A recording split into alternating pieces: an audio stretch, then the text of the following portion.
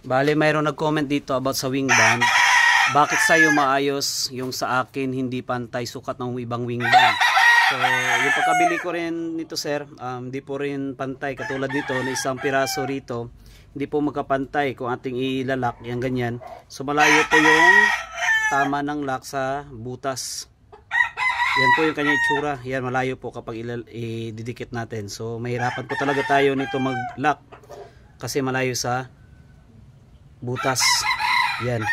So, yung ginagawa ko dito, ito yung ginagawa ko dito. So, yung ginagawa ko dito, kasi malayo nga yung lock. Yan. Okay. So, binubuka ko lang muna ng konti. Tapos, ito yung mayroong naglalak na yan. Pino-fold ko po. Dito ko,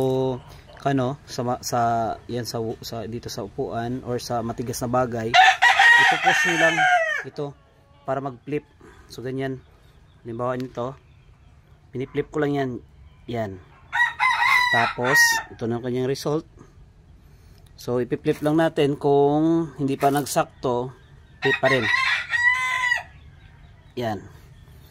Hanggang makapasok po yung ito parang naglalak sa wing band. Yan na po, yung result. Yan. Pumasok na po yung lock ng wing band.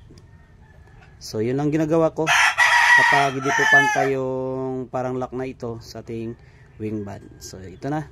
Yan lang yung ginagawa ko. Yan lang mga kalodi.